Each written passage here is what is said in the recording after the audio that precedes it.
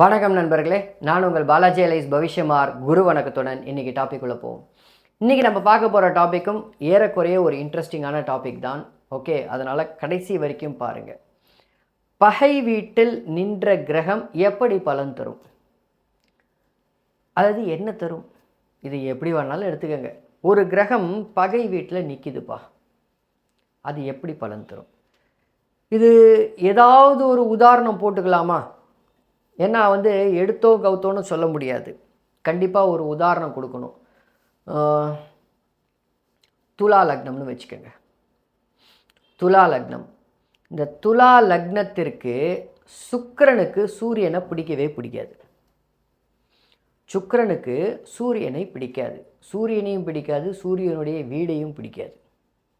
அப்போது சிம்மத்தில் அமர்ந்த சுக்கிரன், நல்லா புரிஞ்சுக்கோங்க, சிம்மத்தில் அமர்ந்த சுக்கிரன் இந்த இடத்தில் பகை வீட்டில் பாதகஸ்தானத்தில், லக்னத்திற்கு பாதகஸ்தானத்தில் சுக்கிரன் அமர்ந்திருக்கு. இந்த மாதிரியான ஒரு சில ஜாதகருக்கெல்லாம் பார்த்தீங்கன்னா தொழிலே அமையாது. சில சமயத்தில் தொழில் பண்ணினாலும் நஷ்டத்தில் கொண்டு போய் விடும். இல்லை லாபமே வராது. சார், நானும் பல வருஷமாக பண்ணிகிட்ருக்கேன், தொழில் பண்ணிகிட்ருக்கேன்.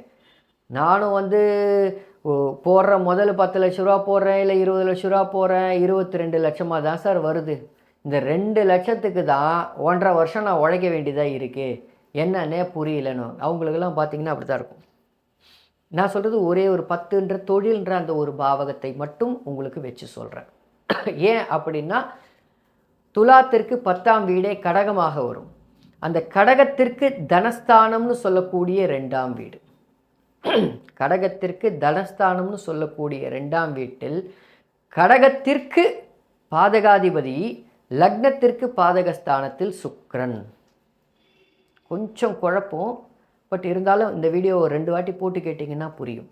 கடகத்திற்கு பாதகாதிபதியான சுக்கிரன் லக்னத்திற்கு பாதகஸ்தானத்தில் பகை வீட்டில் இருக்கும்போது, சரி தொழில் மட்டும்தான் சரியாக வராதா? சார், நான் வேலை பார்க்குறேன் சார், நான் வேலை பார்த்துட்ருக்கேன், ஜாதகம் வருது, உங்கள்கிட்ட கணிக்கிறதுக்கு ஜாதகம் வருது, எடுக்கிறீங்க, பார்க்குறீங்க, அழகாக சுக்கிரன், துலா லக்னம், சுக்கிரன் 11ல் உக்காந்துட்ருக்காரு. கரெக்டாக அந்த சமயத்தில் ஏதோ எந்த தசாபுக்தியாக வேணாலும் இருக்கலாம், சுக்கிர புக்தி வருது. சார், நீங்கள் வேலை மாற போகிறீங்க அப்படின்ற பலனை சொல்லி பாருங்களேன். வேலை நீங்கள் மாற போகிறீங்க, உங்களுக்கு வேலையில் இடையூறுகள் வர ஆரம்பித்து விட்டன, வேலை மாற போகிறீங்க, இல்லை வேலையில் பிரச்சனை வரப்போகுது, இல்லை நீங்களே எழுதி கொடுக்க போகிறீங்களா, ரிசைன் பண்ண போகிறீங்களா அப்படின்னு கேட்டால் ஆமான்னு வாங்க, ஆமான்னு வாங்க. அதில் மாற்று கருத்தே கிடையாது. அதன் பிறகு ஆமாம் இல்லை என்று சொன்னால் அந்த வீட்டிற்கு யாருடைய மற்ற தொடர்புகள்லாம், மற்ற கிரகங்கள்லாம் போட்டு பாருங்கள், எந்த தொடர்பும் இன்றி தனித்து அமர்ந்திருக்கார் அப்படின்னாலே இந்த பலனை கொடுக்கும். சரிப்பா, உதாரணத்துக்கு அந்த இடத்துல குருவும் சேர்ந்துட்டான், பேயாட்டம் ஆடுவான், பேயாட்டம், சுக்கிரனே பேயாட்டம் ஆடுவான். ஐயோ தாங்க முடியாது சுக்கிரனுடைய தொல்லை. ஸோ அதுவும் குரு வேற அந்த இடத்துல சேர்ந்துட்டான், இன்னும் கேட்கவே வேண்டாம். சுக்கிரனும் குருவும் சேர்ந்து லக்னத்திற்கு 11ஆம் வீட்டில் பாதகஸ்தானத்தில் அமர்ந்திருக்கக்கூடிய அமைப்பு. கடகத்திற்கு 6ஆம் அதிபதியும் பாதகாதிபதியும் ஒன்றா சேர்ந்துருக்கிற மாதிரியான அமைப்பு, கேட்கவே வேண்டாம். குரு புக்தி அல்லது சுக்கிர புக்தி வந்தால் வேலையை எழுதி கொடுத்துட்டீங்கன்னே சொல்லிடலாம், இல்லை தொழில் அவுட்டுன்னே சொல்லலாம். ஏன்? லக்னத்திற்கும் 6, 8ஆம் அதிபதி ஆகிடுறாங்க. அதனால் ஸோ அப்போ இந்த 6, 8ஆம் அதிபதியுடைய காம்பினேஷனையும் அங்கே உள்ளே கொண்டு வரணும். 6ஆம் அதிபதி, 8ஆம் அதிபதி, பாதகாதிபதி, இது எல்லாத்தையும் உள்ளே கொண்டு வரணும். மிக மிக மிக மிக முக்கியம். சரி, இன்னொரு உதாரணம்.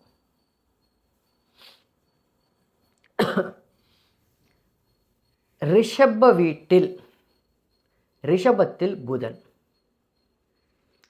அது மேஷ லக்னமாக ரிஷபன்ற மேஷத்தில் புதன், இல்லை வேண்டாம், ரிஷபத்தில் குரு, ரிஷபத்தில் குரு, ரிஷப வீட்டில் குரு இருக்காருன்னு வச்சுக்கோங்க.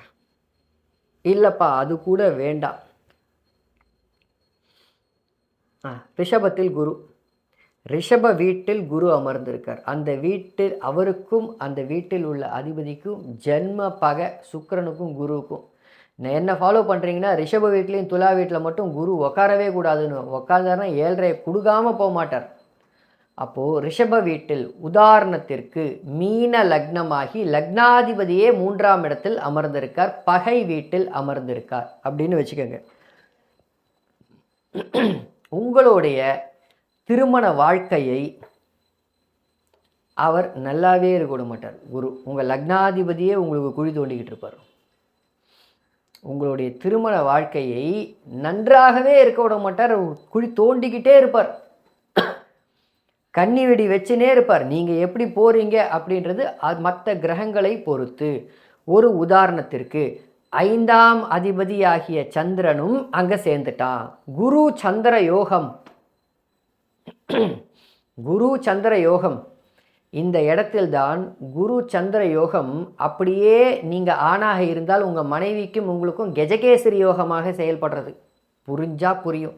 2 பேரும் எலியும் பூனையுமா இருப்பீங்க. யார் ஜெயிக்கிறீங்கன்றதுலாம் இதில் பிரச்சனையே வரும். லக்னத்திற்கு 3ஆம் வீட்டில் சந்திரனுக்கும் பெரிய ரிஷபம் ஒரு பெரிய புரிதல் கொண்ட வீடு கிடையாது. அந்த இடத்துல உச்சமாவான் அவன். எதுக்காக உச்சமாறான் அப்படின்னா உன் வீட்டிலே நான் உச்சம்டான்னு சொல்கிறதுக்கு தான். அந்த இடத்துல சந்திரன் உச்சமாகும். உச்ச சந்திரனுடன் அந்த வீட்டுக்கு பகையான குரு சேரும் பொழுது 100% உங்களுடைய மன வாழ்க்கை, அதாவது உங்களுடைய திருமண வாழ்க்கை, இன்னும் குறிப்பாக சொன்னால் தாம்பத்திய வாழ்க்கை, அப்படி சொல்லிடுறேன், தாம்பத்திய வாழ்க்கை சிறப்பாக இருக்காது. அந்த இடத்தில்தான் குரு சந்திரம் யோகமாக இல்லாமல் அப்படியே ரிவர்ஸ் ஆகி கஜகேசரி யோகமாக மாறி உங்களுக்கும் உங்கள் கணவனுக்கும் இல்லை உங்களுக்கும் உங்கள் மனைவிக்கும் பகையை கொடுத்து 2 பேரும் பெட்டில் திரும்பி பத்துன்னு இருப்பீங்க. இதுதான் உண்மை. ஸோ பகை வீட்டில் நின்ற கிரகம் எப்படி பலன் செய்யும் அப்படின்றது அந்த கிரகத்திற்கு கிடைக்கப்பெற்ற தொடர்பு, அதுக்கப்புறம் அந்த வீட்டோடைய தன்மை. காலபுருஷனுக்கு 2ஆம் வீடு இல்லையா அது ரிஷபம், காலபுருஷனுக்கு 2ஆம் வீடாக இருந்தாலும் இப்போ மீன லக்னத்திற்கு 7ஆம் வீட்டை குரு பார்த்து தசை நடத்துகிறார் இல்லையா. நல்லா புரிஞ்சுக்கணும். அந்த வீட்டுக்கு ரிஷப வீட்டுக்கே குரு 8ஆம் அதிபதி ஆகிடுறார் இல்லையா, அதை புரிஞ்சுக்கணும். ரிஷப வீட்டுக்கே சந்திரன் 3ஆம் அதிபதினு சொல்லக்கூடிய புகழ்ஸ்தானாதிபதி ஆகிடுறார் இல்லையா, அதை புரிஞ்சுக்கணும். 3ஆம் வீட்டுக்கு சந்திரன் புகழ்ஸ்தானாதிபதி. அப்போ இங்கே என்ன இந்த இடத்துல மேட்ச் ஆகுது, என்ன தொடர்பு போகுதுன்னா உங்களுடைய புகழ் அடிப்பட போகுது.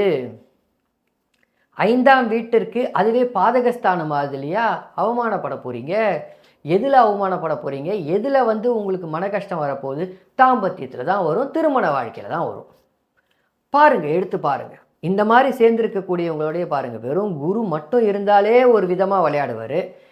மற்றும் இப்போ நான் ரிஷபத்துக்கு சொன்னேன், மற்ற எந்த ராசின்றதையும் நீங்கள் கூட சேர்த்துக்கோங்க. சில சமயத்தில் நான் அது 3ஆம் இடம், இந்த லக்னம் மீன லக்னத்திற்கு 3ஆம் இடம்ன்றது ஒரு சேர்க்கையை நான் உங்களுக்கு சேர்த்துருக்கேன். அதன் பின்பு இன்னும் மற்ற கிரகங்களுடைய தொடர்பை வைத்து குத்துறது சின்னதாக ஊசியில் குத்த போதா, இல்லை கோணூசியில் குத்த போதா, இல்லை அருவாள் எடுத்து போட போதான்றது மற்ற கிரகங்களுடைய தொடர்பை பெற்ற குரு என்ற அடிப்படையில் வந்துடும். புரியுதுங்களா? இந்த வீடியோ உங்களுக்கு பிடிச்சதுன்னா லைக் பண்ணுங்கள், சப்ஸ்கிரைப் பண்ணுங்கள், இன்னும் 10 பேருக்கு இதை ஷேர் பண்ணுங்கள். மறக்காமல் இந்த வீடியோவை கண்டிப்பாக ஒரு 10 இல்லை 50 பேருக்காவது ஷேர் பண்ணுங்கள். எதுக்காக அதை ஷேர் பண்ண சொல்கிறோன்னா, நல்ல கண்டென்ட்டு, நல்ல ஜோதிடம் வெளியே போகணும், வெளியே தெரியணும். தெரிய தான் உங்களுக்கு ஃபேஸ்புக் குரூப்பில் போடுங்க, யார் வேண்டான்னாங்க. சார் இப்படி சொல்லியிருக்காரு, இவர் சொன்னது உண்மையா பொய்யா, இவர் சொன்ன உண்மை இது உண்மையா பொய்யாக இருந்தால் அந்த மாதிரி இருக்கிற ஜாதகத்தை போடுங்க, அலசி ஆலோசித்து பார்ப்போம் அப்படின்னு போடுங்க. இல்லை உண்மையாக இருந்தால் ஆமாயா போடுங்கயா, உங்களுடைய ஜாதகம் இது உண்மையாக இருந்தால் உண்மைன்னு சொல்கிறதுக்கு ஒரு சான்றிதழாக போடுங்கன்னு கேளுங்க, கிடைக்கும். ஸோ அப்போ பேசிக்காக இங்கே என்ன சொல்ல வரேன் அப்படின்னா, கண்டிப்பாக இந்த சம்பவங்கள்லாம் நடக்கும். கணவன் மனைவியுடைய பிரிவுன்றது இன்றியமையாது போயிடும். இல்லை குடும்பத்தில் சலசலப்பு, இல்லை கணவனும் மனைவியும் கல்யாணம் ஆகிடுவாங்க, கணவன் துபாய் மாப்பிள்ளை, தாம்பத்தியமே அங்கே மனைவியோடு இருக்காது, துபாய் மாப்பிள்ளையாக இருப்பார், ஒரு குழந்தை பிறக்கிறதுக்காக வந்துட்டு போவார்.